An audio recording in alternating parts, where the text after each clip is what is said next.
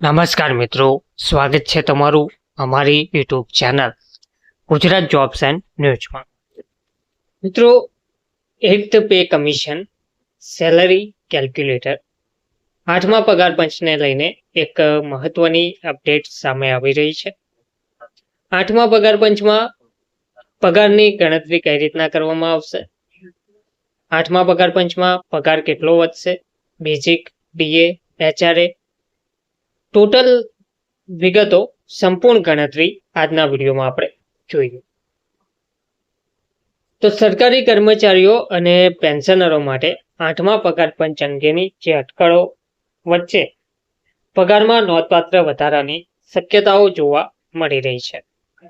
જોકે આ પંચને સંપૂર્ણપણે લાગુ થવામાં 2027 સુધીનો સમય લાગી શકે છે, પરંતુ તેના જે લાભો છે તે જાન્યુઆરી 1, 2026થી જ આપવામાં આવવાની ધારણા જાહેર કરવામાં આવી છે.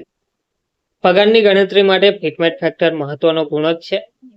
તે 1.96નું ફિટમેટ ફેક્ટર લાગુ કરવામાં આવે તો લેવલ 1ના કર્મચારીઓનો લઘુત્તમ મૂળભૂત પગાર હાલના ₹18,000થી વધીને ₹35,280 થઈ શકે છે.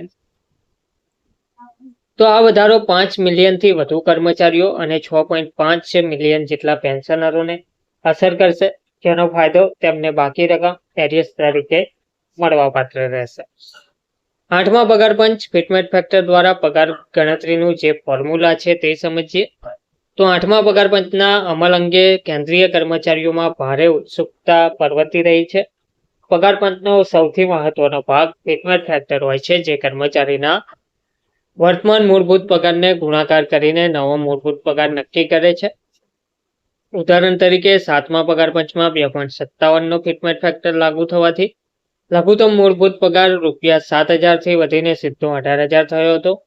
અને 8મા પગાર પંચ માટે પણ વિવિધ અહેવાલોમાં 1.92થી 2.86 સુધીના ફિટમેટ ફેક્ટરની ચર્ચા જોવા મળી હતી. જોકે એક શક્યતા છે કે કમિશન 1.96નો ફિટમેટ ફેક્ટર લાગુ કરી શકે છે. નવા મૂળભૂત પગારની ગણતરી માટેનું જે સૂત્ર છે તે નીચે મુજબ રહેશે, જેનો મૂળભૂત પગાર ગુણ્યા 1.96 બરાબર 8મા પગાર પંચ હેઠળનો નવો મૂળભૂત પગાર. 1.96 ફિટમેટ ફેક્ટર સાથે પગારમાં સંભવિત વધારો જોવા મળી શકે છે. 1.96ના ફિટમેટ ફેક્ટરનો ઉપયોગ કરીને ગણતરી કરવામાં આવે છે તો કર્મચારીઓના મૂળભૂત પગારમાં મોટો વધારો જોવા મળી શકે છે. આ ગણતરીઓમાં મોંઘવારી ભથ્થું ડીએ સામેલ કરવામાં આવ્યું નથી, પરંતુ શહેરના આધારે એચઆરએ ઘર ભાડું ભથ્થું ઉમેરવામાં આવશે.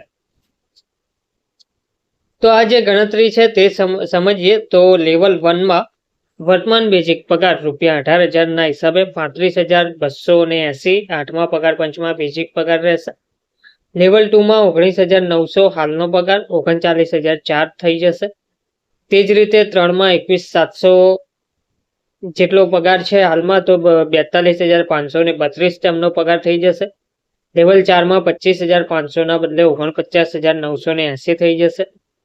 લેવલ 5માં 29,200ની જગ્યાએ 57,232. લેવલ 6માં 35,400ની જગ્યાએ 69,384. લેવલ 7માં 44,900ની 88,004. તે જ રીતે લેવલ 8માં 93,296. લેવલ 9માં 1,04,076. લેવલ 10માં 1,09,956. લેવલ 11માં 1,32,692. લેવલ 12માં 1,54,448. તે જ રીતે લેવલ 13માં 2,41,276 અને લેવલ 13A માં 2,56,956. લેવલ 14માં 2,82,632 અને લેવલ 15માં 3,57,112. લેવલ 16માં 4,02,584. 17માં 4,41,000 અને લેવલ 18માં 4,90,000 સુધીનો વધારો જોવા મળી શકે છે. તો 8મા પગાર પંચના અમલ પછી કુલ પગારમાં કેટલો વધારો થશે તે સમજવા માટે આપણે લેવલ 9ના કર્મચારીનું ઉદાહરણ લઈ શકીએ છીએ.